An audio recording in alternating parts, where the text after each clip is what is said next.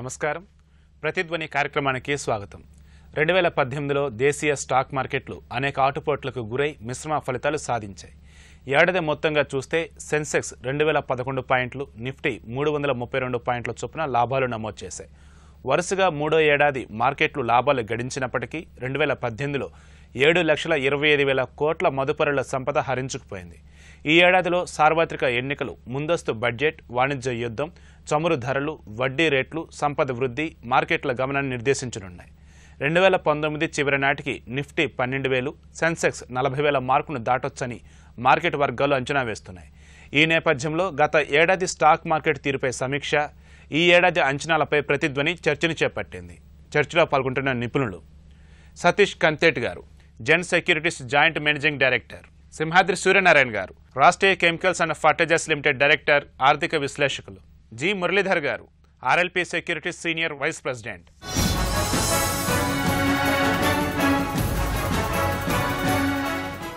సతీష్ గారు, 2018లో అనేక ఒడిదుడుకుల మధ్య దేశీయ స్టాక్ మార్కెట్లు లాభాలు సాధించాయి. మొత్తంగా 2018 స్టాక్ మార్కెట్ల గమనాన్ని ఎలా సమీక్షించుకోవాలంటారు? సెన్సెక్స్, నిఫ్టీ దాదాపు 5 నుంచి 3% దాకా లాభాలతో క్లోజ్ అయింది. కాకపోతే మార్కెట్ బ్రెత్ అంటే స్మాల్ క్యాప్స్, మిడ్ క్యాప్స్ చూస్తే కనుక mid cap index, BIC mid cap index ఏమో 13% పడింది ఈ సంవత్సరం. అండ్ స్మాల్ క్యాప్ ఇండెక్స్ ఏమో 23% పడింది. సో ఇండెక్స్ పరంగా మీకు కొద్దిగా లాభాలతో మన దేశీయ మార్కెట్లు 2018 ముగిసినట్టు అనిపిస్తున్నా కూడా ఎక్కువ స్టాక్స్ కరెక్ట్ అయినాయి అని మనకి ఈ mid cap, small cap indices చూస్తుంటే అర్థమవుతుంది. 2017లో కంటిన్యూస్గా మార్కెట్లు పెరిగాయి, లార్జ్ క్యాప్ పెరిగాయి, మిడ్ అండ్ స్మాల్ క్యాప్స్ పెరిగాయి. 2018 వచ్చేటప్పటికి మనకి ఇండెక్స్లో కొద్దిగా లాభాలతో క్లోజ్ అయినా కూడా మిడ్ అండ్ స్మాల్ క్యాప్స్ కొద్దిగా ఎక్కువ కరెక్ట్ అవటం చూసాం. ముఖ్యంగా జనవరి 30th రిఫరెన్స్ డేట్గా క్యాపిటల్ గెయిన్స్ అనౌన్స్ చేయటం ఫైనాన్స్ మినిస్టర్ గారు. సో దాని తర్వాత ఎక్కువ లాభాల స్వీకరణ జరగటం మనం చూసాము. జనవరి తర్వాత మెల్లిగా చమురు ధరలు గణనీయంగా పెరగటం, ఆ పెరగటం వల్ల వడ్డీ రేట్లు మన ఆర్బీఐ పెంచడం, తద్వారా మన మార్కెట్ల మీద నెగిటివ్గా ఇంపాక్ట్ చూసాము. ఈ సంవత్సరం చూస్తే ఎక్కువ వడ్డీ రేట్లు అనుసంధానించిన సెక్టర్లు బాగా పడ్డాయి. అంటే రియాలిటీ కానివ్వండి, ఆటోమొబైల్స్ కొద్దిగా ఎక్కువ పడ్డాయి. సో మనకి ఈ చమురు ధరలు పెరగటం వల్ల కరెంట్ అకౌంట్ డెఫిసిట్ బాగా పెరిగి రూపీ 63 నుంచి నియర్లీ 69 దాకా ఈ రెండు క్లోజ్ అయింది. మధ్యలో అయితే 74 దాకా కూడా వెళ్ళింది ఆ చమురు ధరలు బాగా పెరిగినప్పుడు. మళ్ళీ దాని తర్వాత చమురు ధరలు కూడా ఇయర్ నెగిటివ్గానే క్లోజ్ అయ్యాయి. బట్ ఇనిషియల్గా బాగా పెరిగేటప్పటికి రూపాయి క్షీణించింది కదా. ఆ క్షీణించడం వల్ల 2 పరిణామాలు చూసాము. ఒకటి, మనకి ఐటీ సెక్టర్ బాగా ఈ సంవత్సరం లాభాలతో క్లోజ్ అయింది. అది కాకుండా డిఫెన్సివ్గా ఉన్న ఎఫ్ఎంసీజీ కూడా బాగా పర్ఫామ్ చేసింది సెక్టర్ పరంగా. అండ్ ఇంకో ప్రధాన కారణం ఈ రూపీ క్షీణించడానికి ఎఫ్ఐఎస్ అమ్మకాలు. ఈ సంవత్సరం ఎఫ్ఐఎస్ గణనీయంగా అమ్మటం జరిగింది. 36,000 కోట్ల పై చెలుకు అమ్మకాలు ఎఫ్ఐఎస్ ఈ సంవత్సరం చేశారు. సో దానివల్ల కూడా రూపాయి మీద కొద్దిగా ప్రెషర్ ఉండి మార్కెట్ మనకి వీక్ అవటం చూసాము. సో మార్కెట్ గమనం కొద్దిగా మిగతా ప్రపంచ మార్కెట్లు పోల్చుకుంటే మనం బాగానే చేస్తుందని పీయటానికి ప్రధాన కారణం ఏంటంటే మన దగ్గర మ్యూచువల్ ఫండ్స్ గణనీయంగా పెట్టుబడులు పెట్టాం. ఈ సంవత్సరం 1,14,000 కోట్లు మ్యూచువల్ ఫండ్స్ మన మార్కెట్లో ఈ సంవత్సరం పెట్టుబడి పెట్టారు. మనం అది ఎఫ్ఐఎస్ గత కొన్ని సంవత్సరాల క్రితం 36,000 కోట్లు ఇప్పుడు అమ్మినట్టు అయితే కనుక మార్కెట్ గణనీయంగా పడి ఉండేది. కాకపోతే మ్యూచువల్ ఫండ్స్ గణనీయంగా పర్చేసెస్ చేయబట్టి at least major indices or large cap stocks వరకు ఎక్కువ కరెక్ట్ అవ్వకుండా ఈ సంవత్సరం ఆగటం మనం చూసాము. ఇయర్ మధ్యలో కొద్దిగా నెగిటివ్గా వచ్చినా కూడా ఈ రెండుకి కొద్దిగా ఇంప్రూవ్మెంట్తోనే మార్కెట్ క్లోజ్ అయిందని మనం చెప్పచ్చు. సూర్యనారాయణ గారు, గత ఏడాది అనుభవాల నేపథ్యంలో ఈ ఏడాది స్టాక్ మార్కెట్లో గమనం ఎలా ఉండొచ్చు, అదేవిధంగా సార్వత్రిక ఎన్నికలు, ప్రజాకర్షక పథకాలు, వడ్డీ రేట్లు, చమురు ధరలు, ఇతర అంతర్జాతీయ పరిణామాలు మార్కెట్లను ఎలా నిర్దేశించనున్నాయంటారు? లాస్ట్ ఇయర్ 18తో కంపేర్ చేస్తే కనుక స్టాక్ మార్కెట్స్ కొంచెం బిహేవియర్ అన్ప్రెడిక్టివ్గా ఉండొచ్చు ఉద్దేశం. ఎందుకంటే ఏప్రిల్ మే నెలలో ఎలక్షన్స్ వస్తూ ఉన్నాయి. నెక్స్ట్ అది కాకోకుండా ఏంటంటే ఈ రూపీ చమురు ధరల ఎఫెక్ట్ ఏదైతే న్యూట్రలైజ్ అయిందో ఇయర్ ఎండింగ్కి, దాని ప్రభావం మే వరకు అయితే అగ్రిమెంట్ ఉంది ఇరాన్తో మనకు చమురు దీనికోసమని. బట్ అది కనుక రూపీ ట్రేడ్ నుంచి కనుక అది మళ్ళీ వెనక్కి వస్తే కనుక దాని ప్రభావం మళ్ళీ కూడా నెగిటివ్గా ఉంటుంది. అదొకటి చూడాల్సింది. రెండోది ఏంటంటే ఇందాక సతీష్ గారు చెప్పినట్టు ఇప్పుడు ఓవరాల్గా సెన్సెక్స్ని మనం నిఫ్టీని మాట్లాడుతున్నాం, దట్ 5% ప్లస్లో క్లోజ్ అయింది ఇయర్ బిగినింగ్తో కంపేర్ చేస్తే. But small caps and mid క్యాప్స్లో లాట్ ఆఫ్ ఫాల్ ఉంది. అంటే ఇక్కడ వచ్చినటువంటి బెనిఫిట్ ఏదైతే ఉందో నిఫ్టీలో కానీ సెన్సెక్స్లో కానీ, ఆ బెనిఫిట్ అంతా కూడా ఈ స్మాల్ క్యాప్స్ మిడ్ క్యాప్స్లో పోయింది. అంటే స్మాల్ ఇన్వెస్టర్స్ ఎక్కువ మంది దెబ్బతిన్నారు దీని అర్థం. ఎందుకంటే అది దాదాపు దాని పర్యవసానమే మనం తీసుకుంటే కనుక irrespective of growth in the index and Nifty మన market capitalisation loss 7.25 lakh crores ఉంది. ఇప్పుడు మనం సునిశ్చితంగా పరిశీలించాల్సింది ఏంటంటే అసలు ఈ డబ్బులు ఎక్కడికి పోయినాయి అంటే, ఈ డబ్బులు డొమెస్టిక్ మార్కెట్లో ఉన్నంతసేపు డొమెస్టిక్ మార్కెట్స్కి మళ్ళీ ఏదో టైంలో మళ్ళీ రికాప్చులేట్ అవుతుంది. అది కాకోకుండా కనుక రీక్యాప్చర్ అవ్వకోకుండా బయటికి వెళ్ళిపోయింది అనుకోండి ఆ ఫండ్స్ కనుక, అప్పుడు then there is the danger. ఇంతకుముందు ఏంటంటే డిమానిటైజేషన్ తర్వాత ఏదైతే మనీ ఫార్మల్ ఎకానమీలోకి వచ్చిందో, సతీష్ గారు కోట్ చేశారు, అంటే మ్యూచువల్ ఫండ్స్ ఇన్వెస్ట్మెంట్స్ బాగా పెరిగినాయి. మ్యూచువల్ ఫండ్స్ ఇన్వెస్ట్మెంట్ పెరగడానికి కారణం కూడా ఏంటంటే money has come to the banking సిస్టంలోకి, అంటే ఫార్మల్ ఎకానమీలోకి. ఆ ఫార్మల్ ఎకానమీలో ఇన్వెస్ట్మెంట్స్ లిమిటెడ్ ఇన్వెస్ట్మెంట్స్ ఉంటాయి. గ్రోత్ అన్నది అక్కడ రిస్ట్రిక్ట్ అయిపోయింది, అంటే పర్టికులర్ స్క్రిప్ట్స్కో ఇది పరిమితం అయిపోయింది. కొన్ని పర్టికులర్ స్క్రిప్ట్స్లోకే ఆ మనీ అంతా కూడా పోయి వాటిలోనే ట్రేడింగ్ ఎక్కువ జరుగుతూ ఉండి, మిగతా మిడ్ క్యాప్ స్మాల్ క్యాప్స్లో చాలా, అంటే స్మాల్ ఇన్వెస్టర్స్ ఎవరైతే ఉన్నారో మిడ్ క్యాప్ ఇన్వెస్టర్స్ వాళ్ళు దెబ్బతిన్నారు ఇప్పుడు యాక్చువల్గా. అది ఇందులో పైకి మనకి బాగా కనిపిస్తున్నా కానీ లోపల అంతర్గతంగా చాలా డ్యామేజ్ జరిగింది మార్కెట్స్కి. అట్లాగే ఎఫ్ఐఎస్ ఏదైతే అమ్మారో దాన్ని డొమెస్టిక్ ఇన్స్టిట్యూషనల్ ఇన్వెస్టర్స్ ఎవరైతే కొన్నారో ఆ గ్యాప్ని ఫిల్ చేయడం వల్ల ఆ ఫాల్ని ఎక్కువ ఫాల్ జరగకోకుండా అరెస్ట్ చేయడం జరిగింది. కానీ ఇవన్నిటి పరిణామాలు నెక్స్ట్ కంటిన్యూ అవ్వడానికి ఏంటంటే ఇప్పుడు ఎలక్షన్ ఇయర్, దాని యొక్క పరిణామాలు ఎలా ఉంటాయంటే స్టేబుల్ గవర్నమెంట్ ఉంది అంతకుముందు, ఇప్పుడు సేమ్ అది కంటిన్యూ అవుద్దా లేదా. నెక్స్ట్ మన రక్షణ రంగ ఉత్పత్తులు మేక్ ఇండియాలో మనం పెట్టినటువంటి అవి అన్న ఈ ఇయర్ ఈల్డ్ రావడానికి కూడా ఏంటంటే ముందు ఎలక్షన్స్ అయితే కానీ మనకు తెలీదు. సో ఎలక్షన్స్ వరకు కూడా మార్కెట్స్ ఫ్లాట్గా ఉండొచ్చు. తర్వాత ఎలక్షన్ రిజల్ట్స్ని బట్టి ప్రభుత్వం యొక్క సుస్థిర ప్రభుత్వం ఏర్పడితే ఒకలాగా ఉంటుంది, సుస్థిర ప్రభుత్వం కాకుండా ఏదైనా హంగ్ పార్లమెంట్ వస్తే మార్కెట్స్ రియాక్షన్ వేరే విధంగా ఉంటుంది. ఎఫ్ఐఎస్ ఫండ్స్ని వాళ్ళు విత్డ్రా చేసి మన స్టేబుల్ మార్కెట్స్ ఎక్కడైతే ఉన్నాయో అక్కడికి వాళ్ళు ఫండ్స్ని తీసుకెళ్ళడం జరుగుతుంది. వీటన్నిటి పరిణామాలని మనం అర్థం చేసుకుని చూడాలి. Domestic investors especially small and mid cap investors చాలా అప్రమత్తంగా ఉండాలి. మురళీధర్ గారు, వరుసగా 3వ ఏడాది మార్కెట్లు లాభాలు గడించినప్పటికీ 2018లో 7,25,000 కోట్ల మదుపరుల సంపద హరించుకుపోయింది. మదుపరులకు ఈ ఏడాది ఎలా ఉండబోతుందంటారు? మీ అంచనాలు ఏమిటి? 2018 సంవత్సరం చూస్తే సెన్సెక్స్ నిఫ్టీ ఒక వాపులా కనపడుతుంది తప్పించి ఇన్ రియాలిటీ రీటైల్ ఇన్వెస్టర్ని కానీ స్మాల్ ఇన్వెస్టర్ కానీ ఎవరు కూడా హ్యాపీగా లేరు. అదంతా ఒక షాక్ లాగా ఉందన్నమాట. నిఫ్టీ సెన్సెక్స్ ఏమో హెచ్డిఎఫ్సి బ్యాంక్, రిలయన్స్, ఐసిఐసిఐ లాంటి హెవీ వెయిటెడ్ స్టాక్స్ని అలాగ నిలబెట్టేసి నిఫ్టీని సెన్సెక్స్ని నిలబెట్టినట్టుగా కనపడుతుంది. కానీ ఓవరాల్గా చూసుకున్నట్టయితే మదుపరుల సంపద కనుక చూసుకున్నట్టయితే ఆల్మోస్ట్ 60% ఆవిరైపోయింది, 60% ఆవిరైపోయింది అనమాట.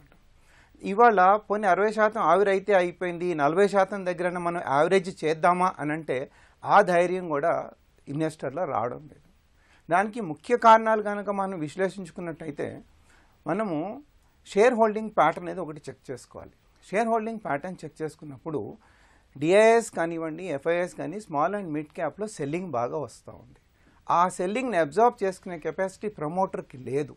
మామూలుగా ఏం జరుగుతుంది, ఒక ఎఫ్ఐఐ అమ్మితే ఇంకొక ఎఫ్ఐఐ కొంటాడు, ఒక డిఐ అమ్మితే ఇంకొక డిఐ కొంటాడు. కానీ ఇవాళ ఎఫ్ఐఐ కనుక అమ్మితే మన డిఐ కొనాల్సిన పరిస్థితి ఏర్పడింది. కానీ డిఐ కనుక అమ్మితే ఇన్వెస్టర్ కొనే పరిస్థితిలో లేడు. అలాగని ప్రమోటర్ కూడా కొనే పరిస్థితిలో లేడు. ఎందుకంటే ప్రమోటర్ అనేవాడు తన బిజినెస్ మీదే కాన్సన్ట్రేట్ చేయగలుగుతాడా, లేదా షేర్ ప్రైస్ మీదే కాన్సన్ట్రేట్ చేయగలుగుతాడా? చేయలేడు. అయితే కంపెనీలో గ్రోత్ ఉన్నప్పటికీ కూడా ఒకటేసారి సెల్లింగ్ వచ్చినప్పుడు మార్కెట్ను తట్టుకోవడం అనేది చాలా కష్టమైన పరిస్థితి. సో ఇలాంటి టైంలో స్మాల్ ఇన్వెస్టర్ అనేవాళ్ళు కాస్త జాగ్రత్తగా ఆచితూచి చూసి ఎక్కడైతే గ్రోత్ ఓరియంటెడ్ స్టాక్స్ ఉన్నాయో వాటిని ఐడెంటిఫై చేసి బై చేసుకోవడం తప్పులేదు.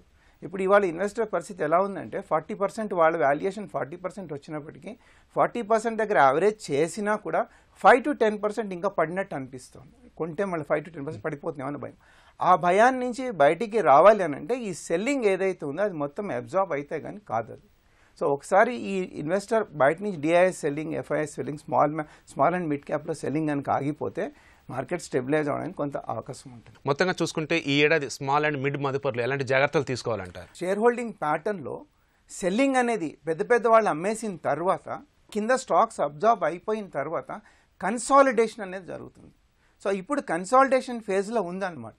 సో కన్సాలిడేషన్ ఫేజ్లో ఉన్నప్పుడు ఇక్కడ మదుపర్లు గ్రోత్ ఓరియంటెడ్ స్టాక్ అయినప్పుడు కొనడానికి భయపడాల్సిన అవసరం ఏమీ లేదు. డెఫినెట్గా వాళ్ళు ఈ రేంజ్లో కొనొచ్చు. అది ఒకటి. రెండోది, ప్రతిసారి 5 ఏళ్ళకి ఒకసారి ఒక సైకిల్ వస్తుంది.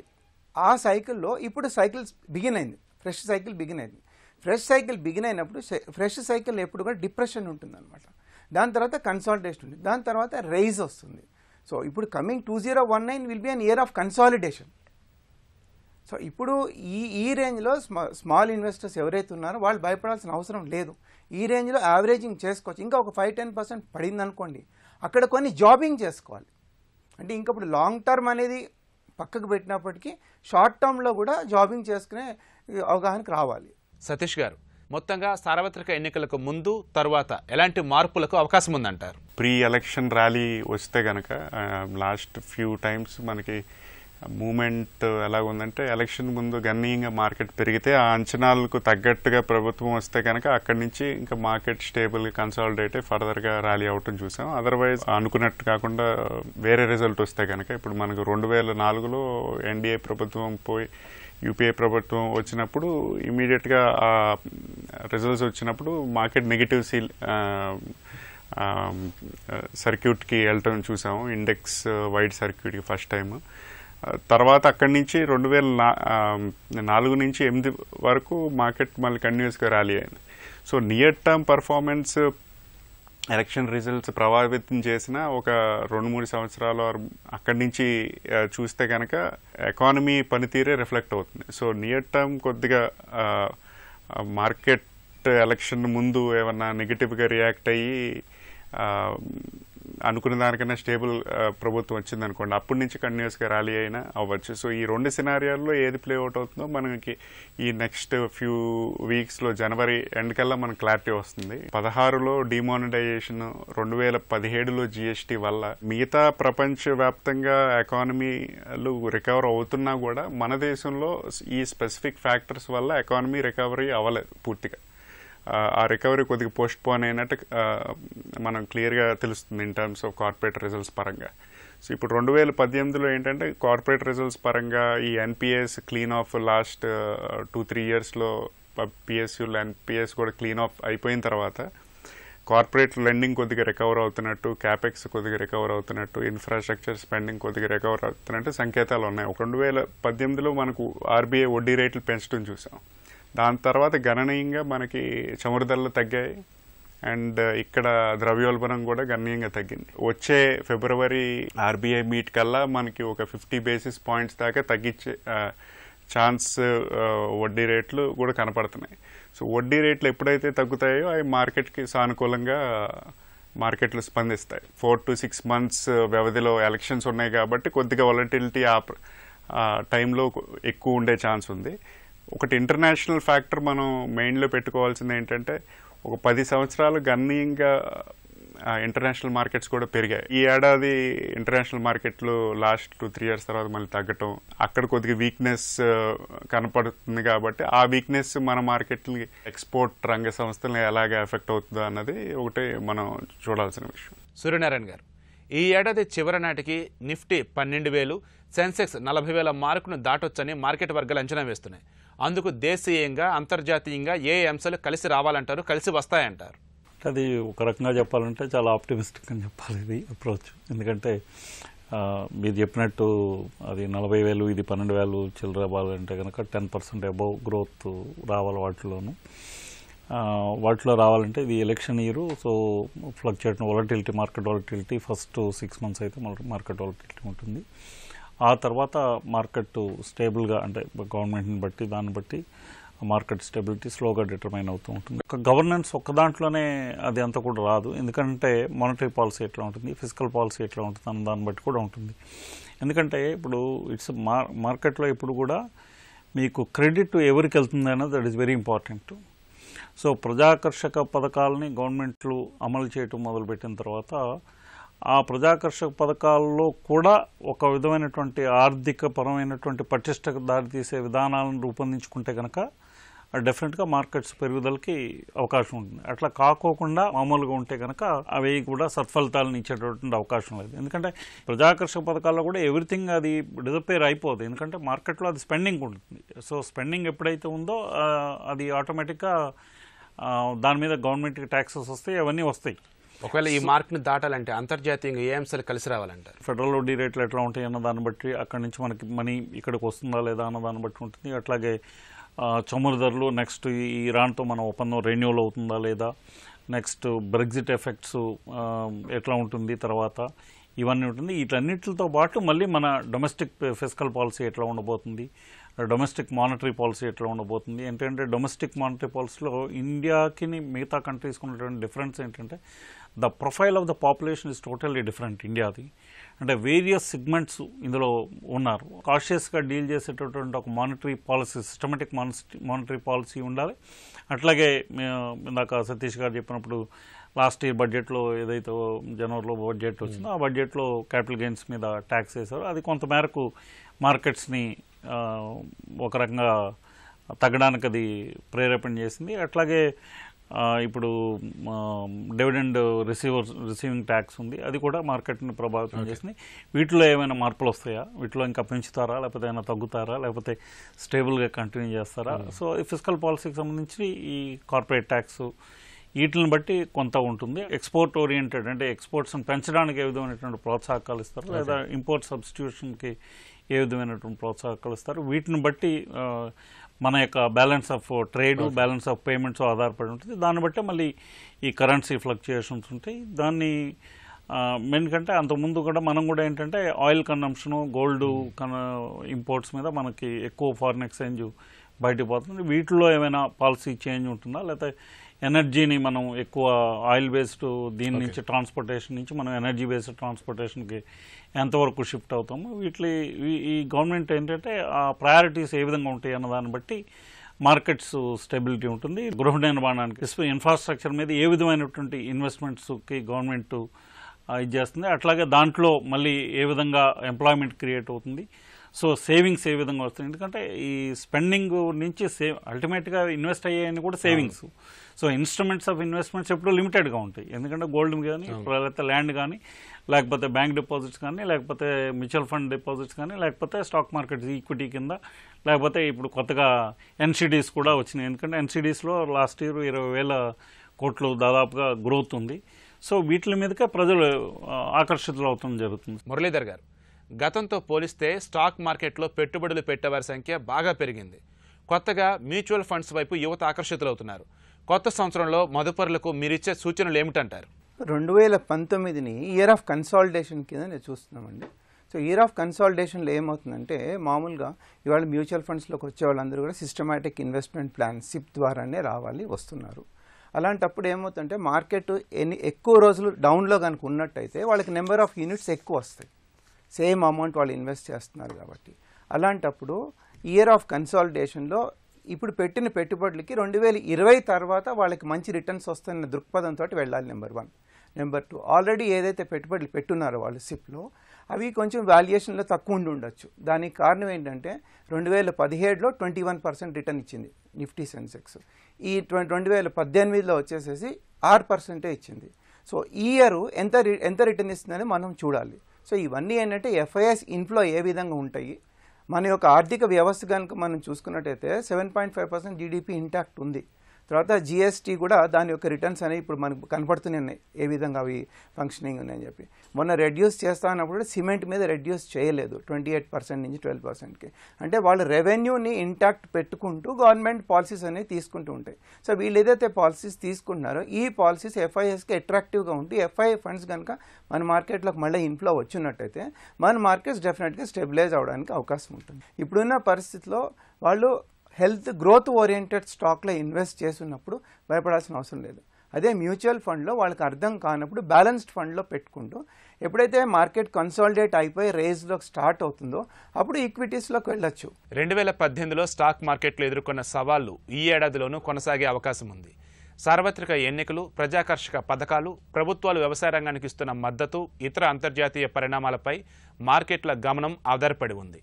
ఎన్నికలకు ముందు మార్కెట్లో దిద్దుబాటు వస్తే ఆ తర్వాత మార్కెట్ ఆకర్షణీయంగా ఉండొచ్చని నిపుణులు అంచనా వేస్తున్నారు. ఇది నేటి ప్రతిధ్వని. నమస్కారం.